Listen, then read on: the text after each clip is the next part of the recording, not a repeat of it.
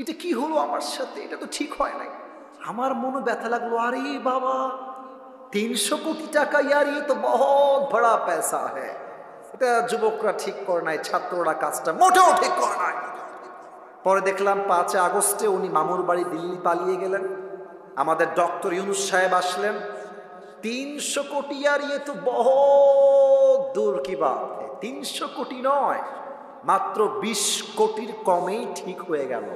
তখন আমি বুঝতে পারলাম, একবার ধরলাম 280 কোটি এক চান্সে, তাহলে গত 16 বছরে কত হাজার কোটি টাকা পাচার হয়েছে, এটা মুখ দিয়ে বলা সম্ভব হবে না। এবার হাদিস শোনেন, তাকওয়া। আচ্ছা, আরেকটা বদমাইশ নেতা ছিল কাউয়া কাদের, এরা আপনারা চেনেন সবাই। এই যে এমন উধাও হওয়া হয়েছে, ওরে হারিকেন দিয়ে আর খুঁজে পাওয়া যায় না।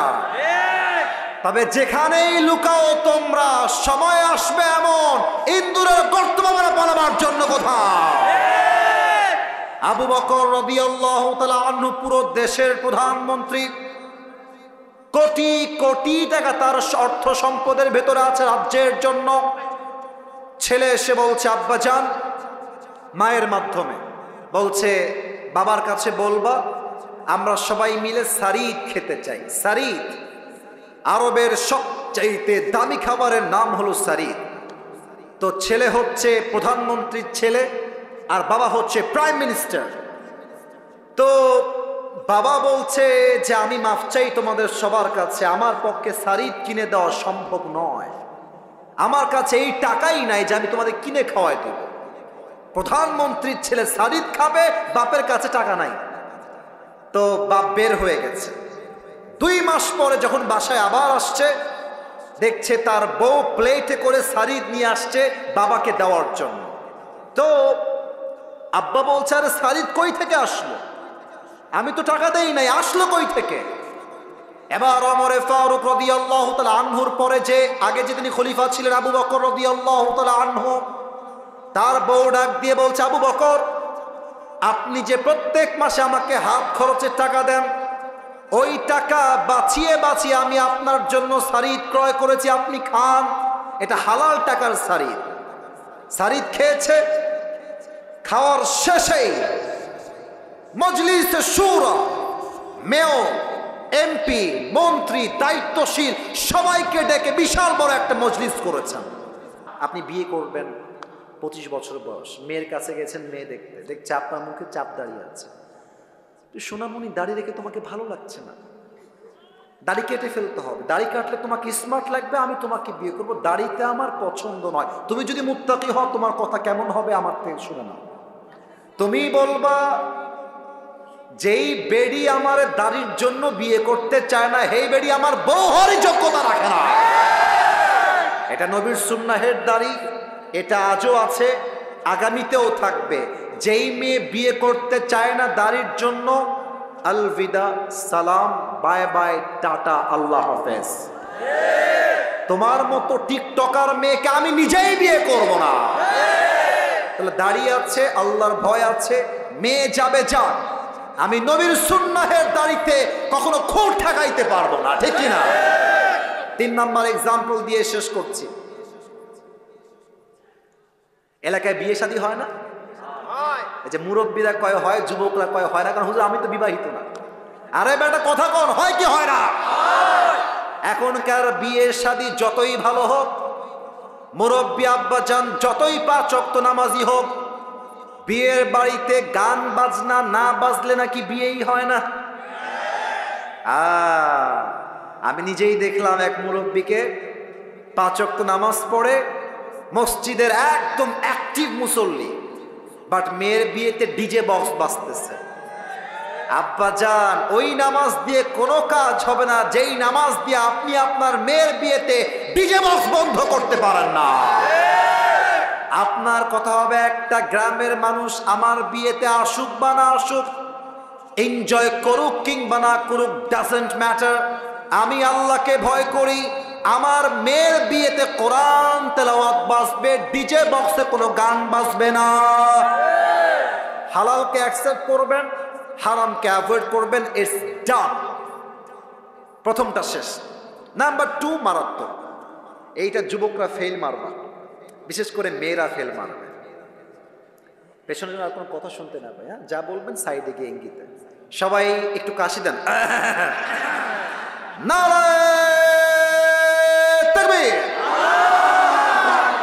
তাকওয়ার 2 নাম্বার সংজ্ঞা হলো, আমি যখন রুমের জানালা বন্ধ করে দিলাম, দরজা বন্ধ করে দিলাম, আমি যখন হিন্দি সিরিয়াল দেখছি, মোবাইল ফোনে পর্নোগ্রাফি দেখছি, অশ্লীল ভিডিও দেখছি, আমাকে কেউ দেখে না, আমাকে দেখে একজন, তিনি কে? মাশাআল্লাহ, কি সাউন্ড! দিস ইজ কল্ড তাকওয়া। এটাই তো তাকওয়া। বড্ড আফসোস লাগে মেয়েদেরকে দেখলে হাতে মোজা পরে, পায়েও মোজা পরে, মুখটা নেকাব দিয়ে ঢাকা, দেখলে মনে হবে यार ये तो अभी के भी जन्नत से भाग के दुनिया में आई है, कन्फर्म जन्नती है माशाअल्लाह। এত সুন্দর বোরকা পরে, হিজাব পরে, নিকাব পরে, but I am feeling so shy to talk about on this matter. বলতে লজ্জা লাগছে ঝিনাইদহের ভাইরা, বোরকা পরে, হাতেও মোজা, পায়েও মোজা, মুখটাও ঢাকা। এই মেয়েটাই বোরকা পরে পার্কে গিয়ে বাদাম খায়, আর বয়ফ্রেন্ডের সঙ্গে নষ্টামি করে বেড়ায়। এখন বলবেন হুজুর, জামা দেখেই তো মনে হচ্ছে কনফার্ম জান্নাতি হ্যাঁ মাশাআল্লাহ, কিন্তু প্রেম করছে কেন হুজুর?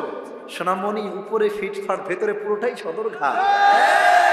এজন্য আমি বলি, বোরকাওয়ালি দেখলেই পাগল হয়ে যেও না। সব বোরকার পেছনে আসল দিন লুকায় থাকে না।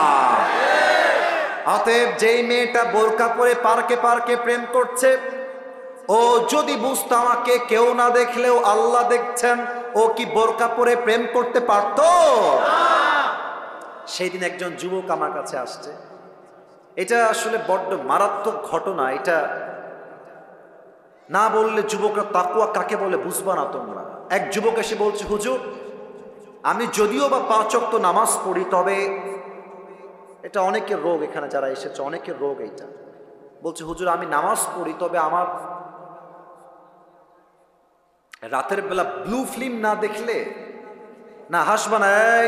আস্তাগফিরুল্লাহ, হাসছো কেন তোমরা? লজ্জাবোধ থাকলে তো হাসির কথা নয় এটা। রাতের বেলা পর্নোগ্রাফি না দেখলে আমার মাথা কাজ করে না, আমার ঘুম আসে না, এটা তার সমস্যা। তো সেই যুবকটা একদিন, বাবা নাই বাসায়, মাও নাই, কেউ নাই বাসায়, সবাই বাহিরে গেছে।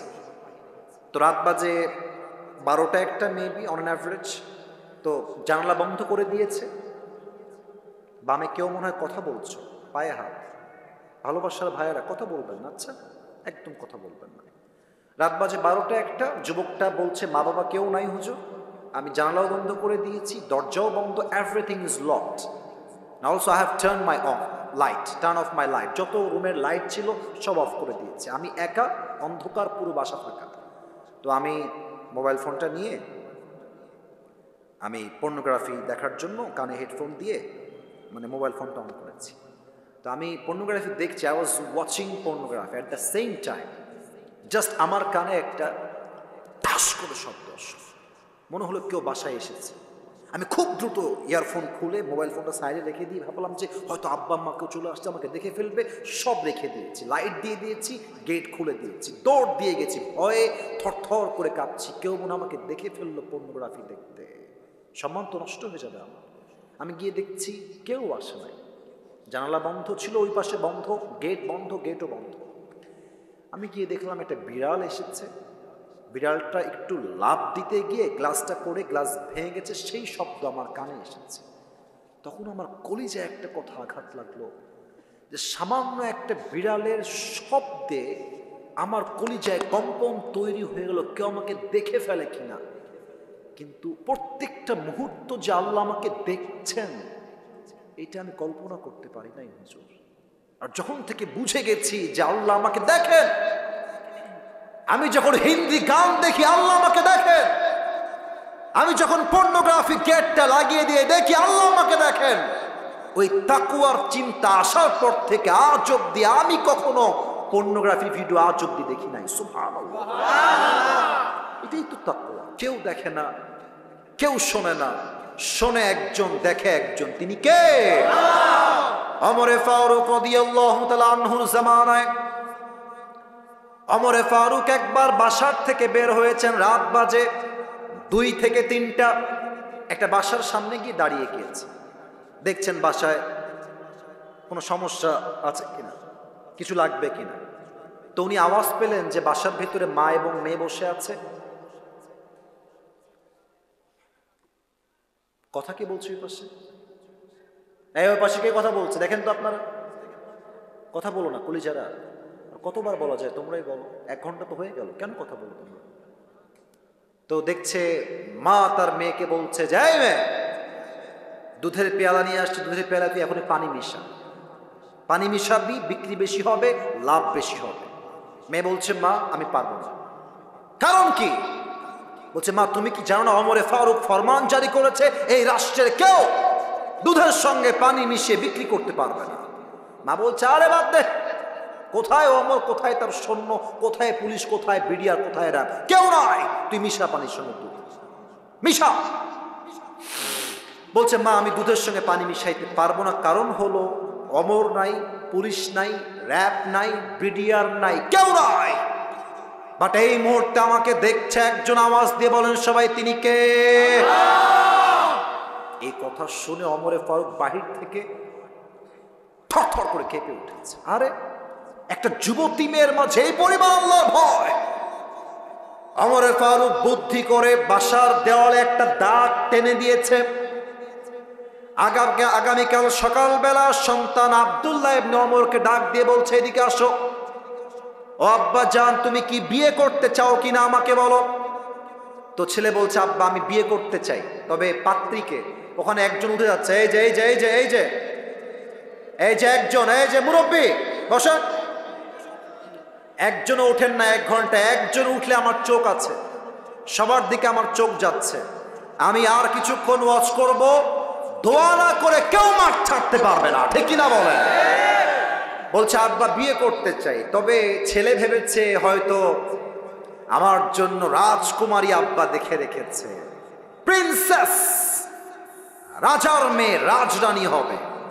তো ওমরে ফারুক বলছে বাবা না, তোমার বউ কোনো রাজরানী নয়, একজন সাধারণ দুধওয়ালি, দুধ বিক্রেতার মেয়ে সে। ছেলে বলছে আব্বা জান আমার মতো একজন রাজার ছেলের সঙ্গে এত মিডিল ক্লাস সুন্দরী নয়, চরিত্রবান মেয়েকে তোমাদের বিয়ে করতে হবে। আচ্ছা একবার ভাবো তো, যেই মেয়েটা সামান্য কয়েকটা ফ্যান ফলোয়ার্স পাওয়ার জন্য টিকটক করে বেড়ায়, যেই মেয়েটা সামান্য কয়েকটা ফলোইং এর জন্য দেহের পোশাক খুলতে দ্বিধাবোধ করে না, লজ্জাবোধ করে না, সেই টিকটকার মেয়ে তোমার বউ হলে তোমার জীবনটাই নষ্ট হয়ে যাবে, ঠিক কিনা বলো? অতএব বিয়ের ক্ষেত্রে চরিত্রহীন নয়, আটা সুন্দরী নয়, একমাত্র চরিত্রবান মেয়ে আমার বউ হওয়ার যোগ্যতা রাখবে, ঠিক কিনা বলে? আল্লাহ দেখেন কেউ না দেখলো। 2 নাম্বার হাদিস বলতে চাই, আসলে ভাই 5 আগস্টের পূর্বে দেশে যেই পরিমাণ দুর্নীতি হয়েছে, পুরো দেশটাকে তারা ফকির বানায় দিয়েছে। আপনাদের মনে আছে কমিটির একজনের ফোন হারায় গেছে। কখন হারাইছে এটা?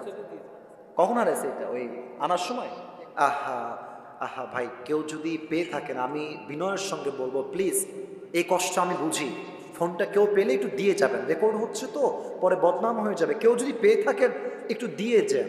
এই গত 2 দিন আগে আমার একজন ক্যামেরাম্যান, আমার সবচেয়ে কাছের ছেলে, ওর ফোনটাও হারায় গেছে। অবাক হবেন আপনারা শুনলে, ওই মাহফিল তো যখন নেমে আসি, তো মানে নেমে যখন গাড়িতে উঠি তখন প্রচুর ক্রাউড হয় মানুষের মারামারি হাত মিলাবার জন্য। তো ওই ছেলেটা পেছু পেছু আসছিল, ঠাস করে ফোনটা পড়ে গেছে, এবং ফোনটা পড়ার সঙ্গে সঙ্গে কে যেন তুলে নিয়েছে। কিন্তু অবাক করার বিষয় হচ্ছে আমাদের যে ক্যামেরা আছে, ক্যামেরায় ওইটা রেকর্ড হয়ে গেছে, মানে যে ফোন তুলেছে ওইটা রেকর্ড হয়ে গেছে। পরে থানায় আমরা জিডি করেছি, পরে ক্যামেরা চেক করে দেখছি যে ফোন তুলেছে তাকে রেকর্ডে দেখা যাচ্ছে, সে ফোনটা তুলে এমনি এমনি দেখতেছে, ফোনটা পকেটে ঢুকাচ্ছে, সব দেখা যাচ্ছে। পরে আমরা ফোন দিলাম কমিটিকে যে অমুক ছেলে আমাদের ফোন নিয়েছে, কল দেন, কথা বলি। কথা বলছে যে এটা আমার ফোন, স্বীকার করছে না, স্বীকারই করলো না। এত চেষ্টা করলাম, এত এভিডেন্স দিলাম, এত ডকুমেন্টস দিলাম, তাও স্বীকার করছে না। চোর কখনো চুরি করলে স্বীকার করতে চায় না, ঠিক কিনা বলেন? তো কোনো মান্যগণ্য ব্যক্তি বা যুবক ভাই যদি পেয়ে থাকেন, আদবের সাথে মেহেরবানি করে দিয়ে দিবেন, খুব কষ্ট হবে না হয় যুবকটা।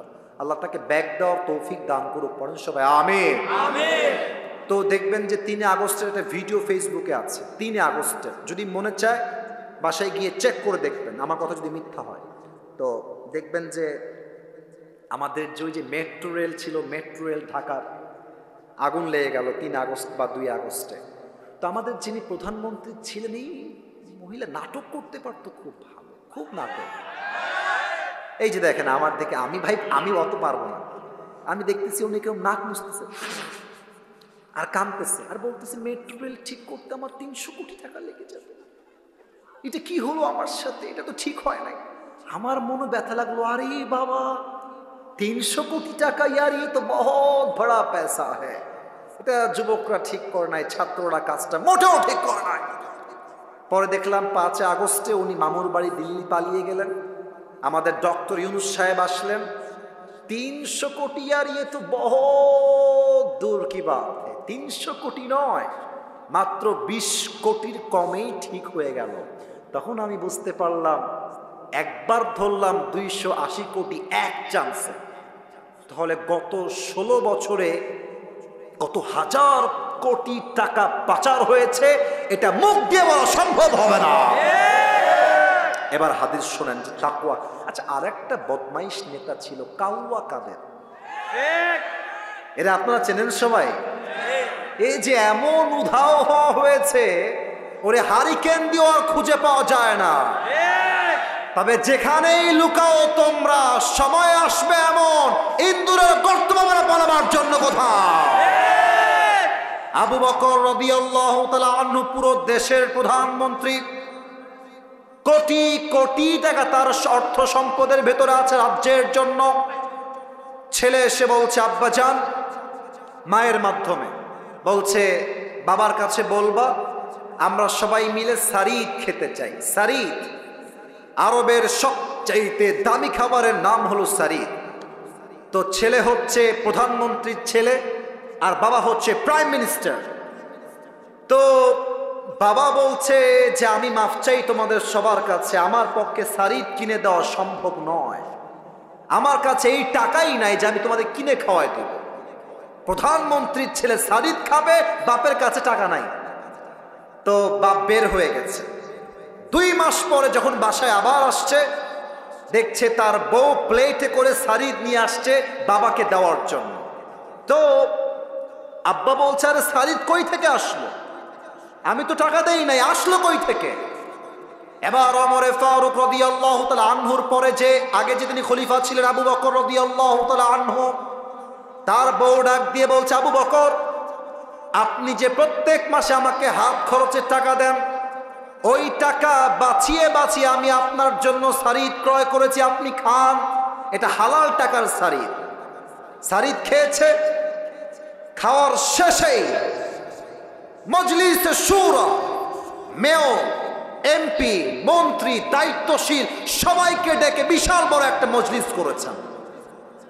বামে আওয়াজ করছে কে বাবুরা? কে আওয়াজ করছে? প্রত্যেকটা মানুষ চাতক পাখির মতো তাকিয়ে আছে। কেন আওয়াজ করছো? মানে 1 ঘন্টার বেশি ওয়াজ শুনবো না, তাই তো? শেষ করতে হবে আমাকে, তা আওয়াজ কেন করছো? কমিটি চুপচাপ, তোমরা আওয়াজ করছো। তাকবীর দেন, নারায়ে তাকবীর। সবাইকে ডেকে একটা মিটিং করেছে। বলছে এই রাষ্ট্রের দায়িত্বশীল ব্যক্তিবর্গরা আমাকে বলেন আমার প্রত্যেক মাসের বেতন কয় টাকা? তো বলছে আপনার বেতন হচ্ছে 30,000 টাকা। বলছে 30,000 টাকা এখন থেকে কমায় দাও, এটাকে 25-এ নিয়ে আসো, আমি এত বেতন নিব না। একজন যুবক ডাক দিয়ে বলছে ইয়া খলিফাতুল মুসলিমিন, বেতন আপনার কমবে কেন? দিন দিন তো বেতন বাড়ার কথা। আবু বকর ডাক দিয়ে বলছে শোনো শোনো, আমার যেই বেতন দেওয়া হয়, আমার বউ 2-3 মাসের টাকা জমিয়ে আমার জন্য, সন্তানের জন্য সারিদ ক্রয় করেছে, এটাই প্রমাণ। আমার বেতন থেকে কিছু টাকা অলওয়েজ বেঁচে যায়। তো আমি এটাই চাই আমার বেতন টাকা বাঁচবে কেন, কমায় দাও, আজ থেকে 30,000 নয় 25,000 টাকা হবে আমার বেতন। তো এক সাহাবী বলছে, ইয়া খলিফাতুল মুসলিমিন, মাত্র 5,000 টাকা থাক না, কমাইতে হবে কেন, থেকে যাক, রেখে দেন। আবু বকর বলছে, ঠিক আছে আমি রেখে দিব, বাট আমাকে যদি আল্লাহ কিয়ামতের দিন হিসাব নেয় যে তুমি রাষ্ট্রের 5,000 টাকা মেরে খেয়েছিলা কিনা, তুমি আমাকে বলো যে এই দায়ভারটা তুমি তোমার ঘাড়ে বহন করবা। আল্লাহু আকবার। মাত্র কয়েকটা টাকা, এত হাজার কোটি টাকা রয়েছে, মাত্র 5,000 টাকার জন্য আল্লাহর ভয় রেখেছে। এই ভয় যদি শেখ হাসিনার থাকতো, একটা ছাত্র রাস্তায় তার বুকের তাজা রক্ত ঝরিয়ে শহীদ হওয়া লাগতো না। এদের মাঝে সব ছিল, আল্লাহর ভয় ছিল না। অতএব আমাদের কথা একটা, আগামীর বাংলাদেশে কোনো নারী নেতৃত্বই আমরা দেখতে চাই না। আগামীতে আমরা আমার মাতৃভূমি বাংলাদেশে এমন একজন প্রধানমন্ত্রী দেখতে চাই, যিনি একই সময়ে দেশের প্রধানমন্ত্রী হবেন এবং তার যোগ্যতা এতটা হাইলি কোয়ালিফাইড হবে, তিনি চাইলে জাতীয় মসজিদ বাইতুল মুকাররমে দাঁড়িয়ে জুমার খুতবা দেওয়ার যোগ্যতাও রাখবে।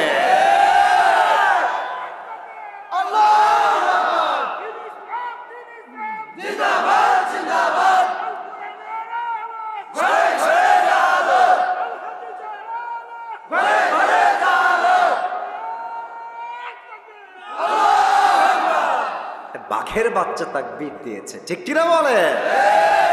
আমার সঙ্গে একবার দিবেন তো, জাস্ট একবার কাশি দেন সবাই।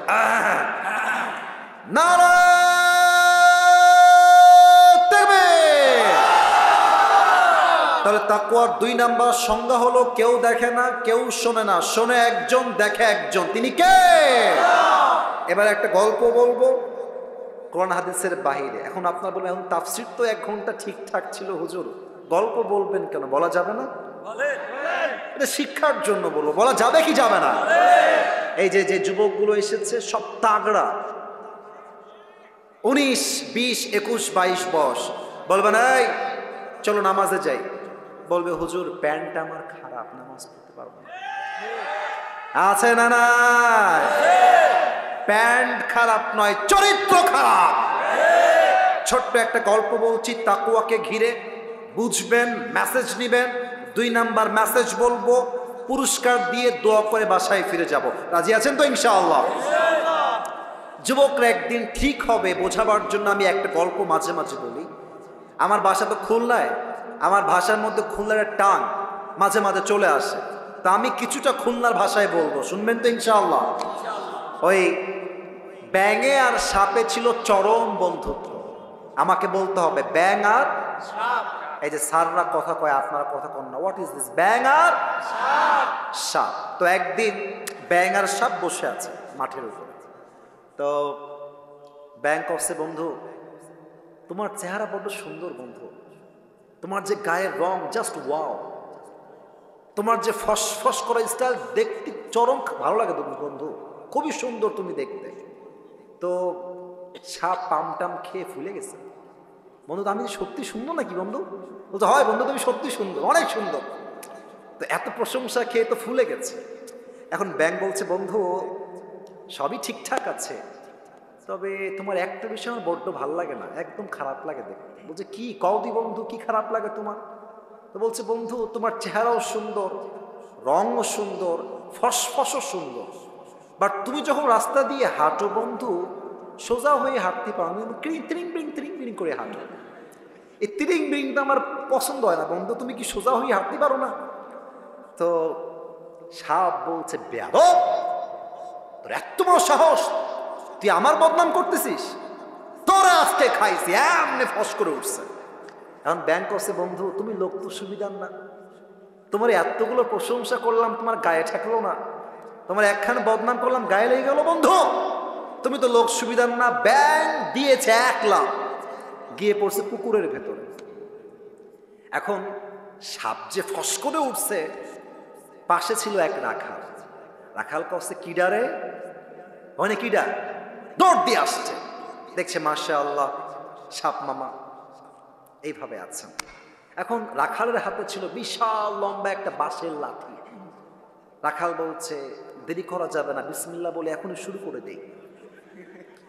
মার, সেই মার 20 মিনিট পিটায় সাপকে এখন সোজা করে ফেলেছে।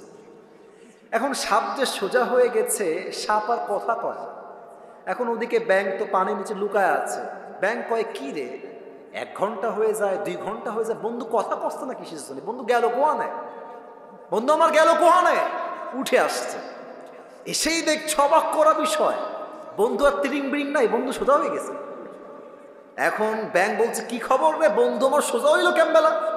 দৌড় দিয়ে আসছে বন্ধুর কাছে। এসে দেখছে বন্ধু আর জিন্দা নাই, বন্ধু মহিলা ভূত হয়ে গেছে। আর বন্ধুর দেহের ভেতরে সাপের যে বিষ আর ফেনা সব বের হয়ে গেছে। এখন ব্যাঙ বলছে ওরে বন্ধু রে, আপনি সেই সোজা হইলেন, তবে ফেনা থাকতে আর সোজা হইতে পারলেন না, ফেনা বের হয়ে আপনি সোজা হইলেন, ঠিক না বলে? তো তোমরা যারা বলো হুজুর প্যান্ট খারাপ, নামাজ পড়বো না, আরে এখনই কি নামাজের বয়স নাকি? কেবল তো 20, বিয়ে করব, বউ হবে, বাচ্চা হবে, বাচ্চার বাচ্চা হবে, নানা হব, দাদা হব, তারপরে নামাজ পড়বো। বেটা, সাপের বিষ বের হওয়ার পরে সাপ যেমন সোজা হয়ে লাভ পায় নাই, যৌবন কাল পেরিয়ে গেলে ভালো হয়ে 2 পয়সা লাভ পাবা না। অতএব ভালো হতে চাইলে এটাই রাইট টাইম। আর একটা কথা মনে পড়ে গেল, বলা যাবে না, না রাগ করবেন মনে, টাইম তো শেষ, বলা যাবে? যাবে। আমাদের উত্তরবঙ্গে একজন হুজুর আছেন, ওনার নাম হচ্ছে, অনেকে শুনেছেন হয়তো, বজলুর রশিদ হুজুর। হ্যাঁ শুনেছেন সবাই, যদিও মুরব্বী সিনিয়র, বাট খুব মজার মানুষ, মজার মজার কথা বলে। তো উনি সেদিন বললেন যে যুবক বয়সে যে ভালো হইতে পারে না, ও জীবনেও ভালো হইতে পারে না।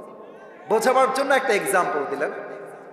এক ছেলে বাপের সঙ্গে ঝগড়া, বাপকে একদম মাইরা ফেলছে, রেগে গিয়ে একদম মেরে ফেলছে। এখন ভাবতেছে মেরে তো ফেললাম, এখন তো আমার জেল হয়ে যাবে, বাঁচা যায় কেমন করে? এখন এলাকার মুরব্বীদের কাছে গিয়েছে, মুরব্বী একটা বুদ্ধি দেন, এই হত্যার দায়ভার থেকে বাঁচতে চাই। তো মুরব্বীরা বলছে বাবা আমাদের কাছে কোনো বুদ্ধি নাই, শৈলকুপায় যাও, এক মুরব্বী আছে, যদিও বা নাই, আমি জাস্ট এক্সাম্পল হিসেবে বলছি, যে মুরব্বী যুবককালে খুব বদমাইশ ছিল, মুরব্বী হয়ে হজ করে এখন দাড়ি টুপি রেখে আল্লাহওয়ালা হয়ে গেছে, ওনার কাছে যাও, উনি বুদ্ধি দিবেন। যুবক বলছে তাই নাকি, ঠিক আছে আমি সেখানে যাব। শৈলকুপা আসছে, মুরব্বী একটা বুদ্ধি দেন, বাপকে তো আমি মাইরা ফেলছি রাগের ঠেলায়। মুরব্বী বলছে বেয়াদব কোথাকার, তুই কি ভাবিস আমি খারাপ আছি নাকি? আমি তো ভালো হয়ে গেছি। যদি আমি ভালো না হতাম, আগের মতোই খারাপ থাকতাম, তাহলে বলতাম যেহেতু মেরেই ফেলেছিস কিছু করার নাই, এখন তুই রশি দিয়ে ফাঁসি টাঙায়, তো মানুষ বলবে রশি দিয়ে ফাঁসি দিয়ে মরে গেছে, যেহেতু আমি ভালো হয়ে গেছি তাই আমি তোকে বলবো না। বুঝলে বুঝপাতা, না বুঝলে? তার মানে তাকওয়া যদি অর্জন করতে চান, বৃদ্ধ বয়সে নয়, যুবক বয়সে মুত্তাকি হওয়া লাগবে। 1 নাম্বার শেষ, 2 নাম্বারটা বলেই আমরা পুরস্কার দিব। 2 নাম্বারটা হচ্ছে প্রকৃতপক্ষের মুসলমান না হয়ে কবরে এসো না। বলেন তো এই দেশটা কাদের দেশ? এই যে এইদিকে সোনামণিরা এইদিকে তাকাও, এই দেশটা কাদের দেশ? মুসলমানদের দেশ। আমি বলতে খুব লজ্জা পাচ্ছি, আমার কথা শেষ, আর কোনো কথা নাই। এই ভারত বাংলাদেশের সবচেয়ে বড় শত্রু। আর যে সাংবাদিকগুলো আছে, এদেরকে আমার সাংবাদিক মনে হয় না, মনে হয় হকার। আর একটা আছে দেখবেন, বাংলাদেশ আর থাকবে না, না বাংলাদেশ আর থাকবে না। তা আমি বলি তুমি চট্টগ্রাম নিবা, ফেনী নিবা, তো আসো, নিতে হলে তো আসতে হবে, তখন তোমার সঙ্গে খেলা হবে। আমার তো বিশ্বাস খুলনার সন্তান হিসেবে ভারতের এই সমস্ত কুলাঙ্গার সাংবাদিকদেরকে সাইজ করবার জন্য কাউকে দরকার নাই, ঝিনাইদহের সন্তান নাই, এনাফ হয়ে যাবে। আর এই বেটাকে দেখলাম আর পুরুষ না, মনে হয় হিজড়া। আর কেমনে যেমন একবার ত্রিং বিং করে ওইদিকে যায়, ওখান থেকে আবার এইদিকে যায়। ওকে দেখলে মনে হয় যে বেটা সাংবাদিক না হয়ে ঢাকার গুলিস্তানে জাঙ্গা বিক্রি করলে বেশি মানাবে। আল্লাহ ওরে সঠিক বুঝ দান করুক, পড়েন সবাই আমিন। তো প্রকৃত মুসলমানকে যে দাঙ্গাকে পছন্দ করে না, যে মারামারিকে পছন্দ করে না। আমার দেশে মুসলমান থাকবে, হিন্দু থাকবে, বৌদ্ধ থাকবে, খ্রিস্টান থাকবে, চাকমা থাকবে, সব বিধর্মীরা থাকবে, তাই মাথায় ইনস্টল দেওয়া লাগবে, এটা দাদা বাবুর দেশ নয়, এটা ভারত নয়, এটা দিল্লি নয়, এটা কলকাতা নয়, এটা বাংলাদেশ। আল্লাহ আমাদের সবাইকে ধর্মীয় পরিপূর্ণ অঙ্গন যেইটা আছে এখান থেকে পরিপূর্ণ মুসলমান হওয়ার তৌফিক দান করুক, পড়েন সবাই আমিন। প্রকৃত মুসলমান হওয়ার জন্য কি লাগবে? হাতটা মুসলমান হতে হবে। হাত মুসলমান হবে কখন? যখন আপনি হাত দিয়ে হারাম কাজ করবেন না। চোখ মুসলমান হবে কখন? যখন চোখ দিয়ে আপনি হারাম কোনো জিনিস দেখবেন না। জবানটা মুসলমান হবে কখন? যখন জবান দিয়ে আপনি অশ্লীল কোনো হারাম গালি দিবেন না। আপনার পেটটা কখন হবে মুসলমান? যখন এই পেটে কোনো হারাম খাবার যাবে না। আপনার পা মুসলমান কখন হবে? এই পা দিয়ে আপনি যখন কোনো সিনেমা হলের দিকে হেঁটে হেঁটে যাবেন না, ঠিক কিনা বলেন? পুরো দেহটাকে মুসলমান বানাইতে হবে। সকলেই বলেন আমিন। সবাই দুই হাত তুলেন, সবাই দুই হাত তুলেন, সবাই, কেউ যেন বাদ পড়ে না যায়। বলেন সবাই ঝিনাইদহের শৈলকুপার ভার, বলেন সবাই হুজুর। শেষ ভালো যার সব ভালো তার। অতএব আস্তে কথা কইেন না, জোরে কন, বলেন হুজুর। আমরা ঝিনাইদহের সন্তান, আপনাকে ওয়াদা দিলাম। আরে यार जोर से बोलो, ওয়াদা দিলাম। দোয়া না করে আমরা কেউ, আমার দুই হাত দেখবেন, আমি যেমনে বলবো exactly you have to copy. আপনাকে এমনিই বলতে হবে। বলেন যাব না। আস্তে হয়ে গেছে, আমি কিন্তু বুঝি। বলেন সবাই যাব না, বলেন সবাই ইনশাআল্লাহ। হাত নামান। এবার পুরস্কার দিয়ে দোয়া হবে, 12টার সময় ক্লোজ হবে। আজকের ওয়াজের চাইতে ফজরটা জামাতে পড়া 1000 গুণ বেশি দামি ঝিনাইদহের ভাই। আমি পুরস্কার দিব পুরো ওয়াজটাকে 1 থেকে 1.5 মিনিটে। জাস্ট সারাংশ বলছি। যে যুবকটা দাঁড়াবা, একটু মনোযোগ দাও, এই টুপি পাওয়ার জন্য তোমার অনেক বেশি হেল্পফুল হবে বলে আমি আশা রাখছি। আজকে আমরা তাফসীর পেশ করেছি 4 নম্বর পারার 2 নম্বর পৃষ্ঠা, সূরাত আলে ইমরানের 102 নম্বর আয়াত। এই আয়াতে আল্লাহ তাআলা মোট 2টা মেসেজ দিয়েছেন। যে কোনো আয়াতের তাফসীর পেশ করতে 4টা বিষয় লাগে। 1 সঠিক তেলাওয়াত, 2 তরজমা, 3 ব্যাখ্যা, 4 শিক্ষা। আমরা জেনেছিলাম 2টা মেসেজ হচ্ছে এইরকম। 1 আল্লাহকে ভয় করো, ভয় করার মতো। 2 নাম্বার প্রকৃতপক্ষের মুসলমান না হয়ে কবরে শোনা। তাকওয়ার ব্যাপারে বলেছিলাম, তাকওয়া হচ্ছে একটা ব্যবসার মতো। আর এই ব্যবসার লাভ বলেছিলাম কয়টা? 3টা। বলেন সবাই কয়টা? একটু জোরে বলেন, কয়টা? 1 তাকওয়ার ব্যবসার প্রথম লাভ হলো বিপদে পড়লে কোনো টেনশন নাই, উদ্ধার করবে একজন, তিনি কে? আল্লাহ। 2 নাম্বার তাকওয়ার ব্যবসার 2 নাম্বার লাভ হলো রিজিকের কোনো টেনশন নাই। যে মুত্তাকি, তার রিজিককে আল্লাহ এমন জায়গার থেকে দিবে, মুত্তাকি বান্দা কল্পনাও করতে পারবে না রিজিকটা আসলো কই থেকে। সুবহানাল্লাহ। 3 নাম্বার লাভ হলো তাকওয়া যেই বান্দার হৃদয়ে থাকবে, একটা জান্নাতের মালিক হবে না, সে 2টা জান্নাতের মালিক হয়ে যাবে। জোরে সরে পড়েন সুবহানাল্লাহ। এই হচ্ছে তাকওয়ার ব্যবসা এবং তাকওয়ার লাভ।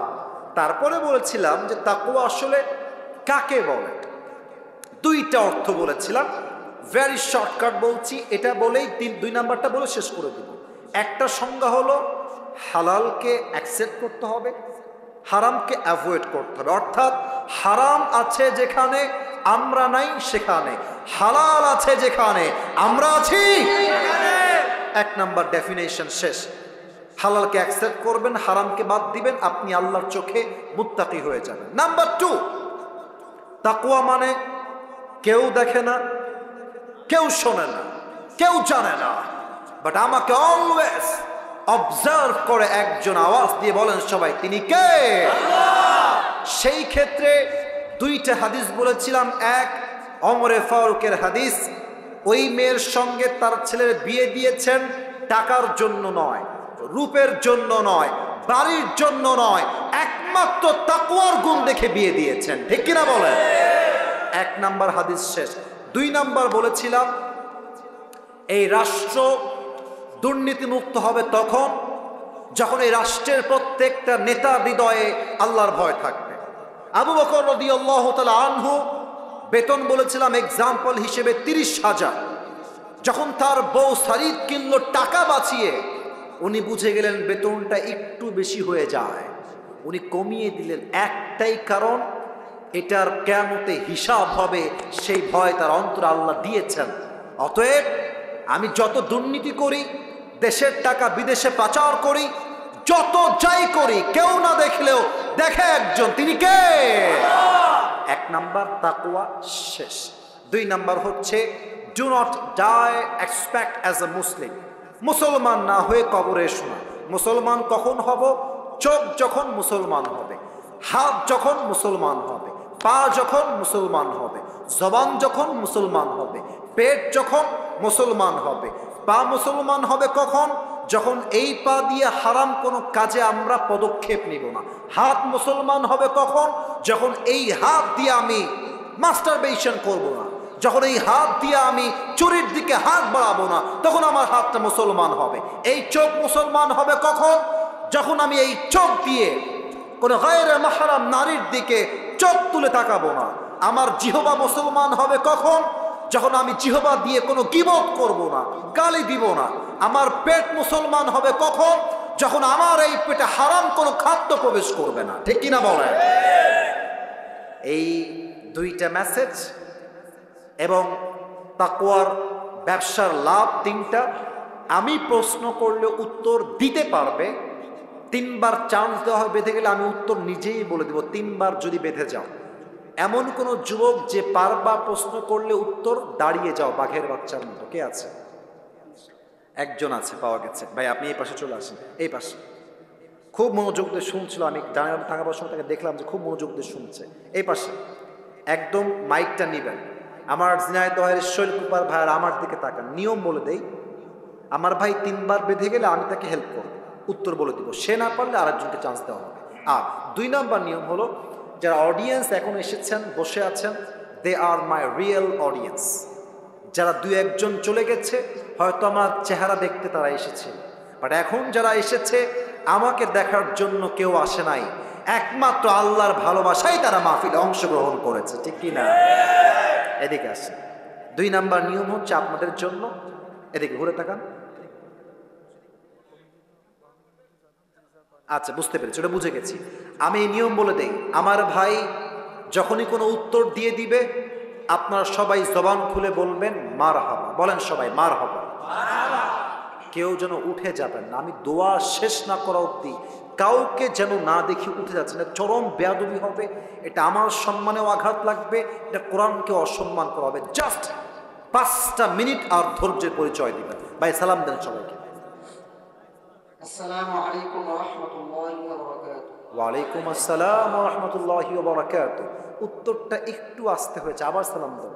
আসসালামু আলাইকুম ওয়া রাহমাতুল্লাহি ওয়া বারাকাতুহু। ওয়া আলাইকুম আসসালাম ওয়া রাহমাতুল্লাহি ওয়া বারাকাতুহু। প্রিয় ভাই, আপনার কোনো ভয় নাই, আপনি ঝিনাইদহের ছেলে, এখানকার ছেলে। আপনার কথা হবে বিড়ালের বাচ্চার মতো নয়, সিংহের মতো গর্জন দিয়ে। ঠিক কি না? আপনার সবাই একবার প্র্যাকটিস স্বরূপ আমার ভাইকে সাধুবাদ জানিয়ে বলেন সবাই মারহাবা। ভাইয়া আপনি বলেন যে আজকে আমরা কোন সূরা থেকে তাফসীর পেশ করেছি? সূরাতুল আলে ইমরান। মারহাবা বলেন। আচ্ছা বলেন তো, ওই আয়াতে আল্লাহ আমাদের জন্য মোট কয়টা মেসেজ দিয়েছেন? 2টা মেসেজ। মারহাবা। প্রথম মেসেজটা কি ছিল? ইয়া আইয়ুহাল্লাযীনা আমানুত্তাকুল্লাহা হাক্কা তুকাতিহি। হ্যাঁ, আল্লাহকে ভয় করতে হবে এবং ভয় করার মতো করতে হবে। মারহাবা। দুই নম্বর ওয়ালা তামুতুন্না ইল্লা ওয়া আনতুম মুসলিমুন, যেটা আল্লাহ তাআলা বলছে যে মুসলমান না হয়ে তোমরা কবরে এসো। মারহাবা, সে তো পেরে যাবে, কোনো সমস্যা নাই। মাশাআল্লাহ। ভাই আমার বলেন তো, তাকওয়া বলেছিলাম একটা ব্যবসার মতো, যদিও এটা আপনার মাইন্ডে নেবেন না, এটা জাস্ট মোটিভেট করার জন্য বলেছিলাম। বলেন তো প্রিয় ভাই, তা আমি কয়টা বলেছিলাম? সে বলবে। জি বলেন, তিনটা কি কি? এক নম্বর হলো হ্যাঁ হ্যাঁ পারবেন। ওমাই ইয়াত্তাকিল্লাহ ইয়াজআল লাহু মাখরাজা, ওটা স্মরণ করলে পারবেন। এক নাম্বার, তাকওয়া অর্জন করলে বিপদে আপদে। এক নম্বর তাকওয়া অর্জন করলে বিপদে আল্লাহ তাআলা অবশ্যই পাশে থাকবে। দুই নাম্বার, রিজিকের অভাব দূর করবে। মারহাবা। তিন নাম্বার খুবই সহজ, ওই যে দুইটা বলেছিলাম। এই তো আপনি ইঙ্গিত দিয়েছেন, এনা ইঙ্গিত দিলে এনা দুইটার মালিক হবে। পারবে। আল্লাহ রাব্বুল আলামিনকে দুইটা জান্নাতের মালিক বানাবে। আরে ভাই, দুই একটা বাদ দিয়ে এত মিডিয়া, এত ক্যামেরা আমরা আছি, তবুও যেভাবে বলছে বোঝাই যাচ্ছে জিনাদের সন্তান আল্লাহকে বাদ দিয়ে আর কাউকে ভয় পায় না। দুইটা জান্নাতের মালিক হবে। এবার আপনি বলেন তো, তাকওয়া কাকে বলে? এটা বোঝাবার জন্য দুইটা তারিফ বা সংখ্যা বলেছিলাম। কি কি বলতে পারবেন? ঘটনা বলতে না, তাকওয়া আসলে কাকে বলে? একটা হচ্ছে হালালকে অ্যাকসেপ্ট করতে হবে, বলেন ওইটা। এক নম্বর হালালকে অ্যাকসেপ্ট করতে হবে, হারামকে বাদ দিতে হবে। হ্যাঁ, আরেকটা হলো তাকওয়া মানে হ্যাঁ সহজ। আমি যখন অন্ধকারে গুনাহ করি, অন্যায় করি, বলেন ক্লু দিয়েছি। প্রথমে ভয় করতে হবে। হ্যাঁ, আমাকে কেউ না দেখলেও আল্লাহ তাআলা অবশ্যই দেখবে। মারহাবা। এবার আপনি খুব বুঝে বলবেন, আবু বকর তার বেতন কি কমিয়েছেন না বাড়িয়েছেন? কমিয়েছে। কেন কমিয়েছেন? কারণ সে যখন তার স্ত্রী তার সামনে খাবার নিয়ে আসছে, হ্যাঁ। তার স্ত্রী প্রশ্ন করেছিল হ্যাঁ। যে এটা তুমি কোত্থেকে কোত্থেকে পেয়েছো? হ্যাঁ বলেছিল যে আপনি আমাকে যে হাদিয়াটা দিয়েছেন, হ্যাঁ হ্যাঁ ওইটা আমি জমিয়ে রান্না করেছি। হ্যাঁ বরং তার 30,000 টাকা বেতন ছিল, সে হ্যাঁ। 5,000 টাকা কমিয়ে তার বেতনটা 25,000 করেছিল। মারহাবা বলেন। এটা একমাত্র কারণ আল্লাহর ভয়, যুবক ভাড়া, ঠিক কিনা বলো? লাস্ট কথা, এবার আপনি বলেন, ওমর ফারুক জাস্ট একটাই উত্তর দিবেন, এনাফ হয়ে যাবে। তার ছেলেকে সামান্য একজন দুধ বিক্রেতার মেয়ের সাথে বিয়ে দিয়েছে, এখানে তিনি কি দেখে বিয়ে দিয়েছেন? তাকওয়া থেকে বিয়ে দিয়েছে। এবার দুই নাম্বার মেসেজটা বলেন সবাইকে। দুই নাম্বার কি ছিল মেসেজটা? ওয়ালা তামুতুন্না ইল্লা ওয়া আনতুম মুসলিমুন। কি মুসলমান মেসেজ? না হয়ে কবরে যাওয়া যাবে না। মারহাবা বলেন। মুসলমান আমরা পরিপূর্ণ কখন হব? আমি ব্যাখ্যা দিয়েছিলাম। হ্যাঁ, যখন আমার হাতটা মুসলমান হবে, যখন আমার চোখটা মুসলমান হবে, যখন আমার পেট, হ্যাঁ। আমার প্রত্যেকটা অঙ্গ প্রত্যঙ্গ যখন আল্লাহ তাআলা ভয় করতে থাকবে, তখন আমার পরিপূর্ণ হবে। মারহাবা। আপনার নাম কি ভাই? রফিকুল ইসলাম, রবিউল ইসলামকে আল্লাহ কবুল করুক। পড়েন সবাই আমিন। একটু এদিকে আসতে হবে, টুপিটা খুললে একটু আমি পড়াই দেবো ইনশাআল্লাহ। আসেন, মাশাআল্লাহ, এদিকে আসেন, এদিকে আসেন। এই মারহাবা বলবেন না আপনারা সবাই? মাশাআল্লাহ, ওকে যুগশ্রেষ্ঠ আলেম হিসেবে আল্লাহ কবুল করুক। পড়েন আমিন। তুমি আমার হুজুরের সামনে বসে পড়ো, এখানেই বসে পড়ো। আমার ভাইয়ারা, আপনারা আমার ভালোবাসা রেখেছেন, আপনারা আমার মান রেখেছেন, আমি খুশি হলাম। ইনশাআল্লাহ আল্লাহ বাঁচায় রাখলে আগামীতেও দেখা হবে। রাজি আছেন তো ইনশাআল্লাহ? তবে একটা কথা সবাইকে বলতে চাই, এই মাহফিলটা আজকে হয়েছে, আগামীতেও এই মাহফিলটা হোক, আমরা সবাই চাই কি চাই না? যুবকদেরকে মাইনাস করবেন না। ওরা আজকে আমাকে নিয়ে আসছে, আগামীতে ওরা মিজানুর রহমান আজহারিকেও নিয়ে আসতে পারে। কই যায় এরা? কই যায়? এই যে দুইজন কই যায়? এই যে আব্বাজান বসেন, হ্যাঁ বসো বসো, বসে দাও। এই মাহফিলটা আগামীতে হোক, এটা আমরা কারা কারা চাই? দুটো হাত তুলে আল্লাহকে দেখায়। তাকবীর দিবেন না কেউ, হাত উপরে রাখবেন। আমি বলে দেই, ঝিনাইদহের মানুষ মুনাফেক হবেন না। ওয়াদা দিয়েছেন, দোয়া করে যাবেন, দোয়া মাত্র 3 মিনিট হবে। এই মুহূর্তে ভলান্টিয়ার্স ভাইরা সবাই যাবেন, সবাই 2 হাত পকেটে দিবেন, আমি দোয়া করব, দোয়ার মাঝে কালেকশনটা হয়ে যাবে, দোয়া শেষ হাত মিলাবো, বিদায় নিয়ে বাসায় যাব। রাজি আছেন তো ইনশাআল্লাহ? সবাইকে দেখছি, সবাই 2 হাত পকেটে দেন, সবাই 2 হাত পকেটে, সবাই 2 হাত পকেটে দেন, পকেটে। এই ভলান্টিয়ার্সরা যাও। আর কেউ ল্যাটা মেরে না বসে আত্তাহিয়াতুর সূরাতে বসেন। এই কালো গেঞ্জি বসো। হ্যাঁ, টাকা বের করে বসে পড়ো। সবাই দুরূদ শরীফ পড়ুন, আল্লাহুম্মা সাল্লি আলা মুহাম্মদ ওয়া আলা আলি মুহাম্মদ। এই ভলান্টিয়ার্সরা যাও না কেন? 20-30 জন যাবা, যেন কোনো বিশৃঙ্খলা না হয়। কয়েকজন উঠছো মাঝখান থেকে, পিচ্ছিরা বসে পড়ো। আমি দোয়া করছি প্রিয় ভাইরা, রাত 12টা বেজে গিয়েছে, 1.5 ঘন্টা বেশি হয়ে যাচ্ছে। মেহেরবানি করে কেউ উঠবেন না দোয়ার সময়। ঝিনাইদহের সম্মান আগেও ঠিক ছিল, শেষেও ঠিক থাকবে, ঠিক কিনা বলে? আলহামদুলিল্লাহি রাব্বিল আলামিন ওয়াসসালাতু ওয়াসসালামু আলা সাইয়্যিদিল আম্বিয়া ওয়াল মুরসালিন।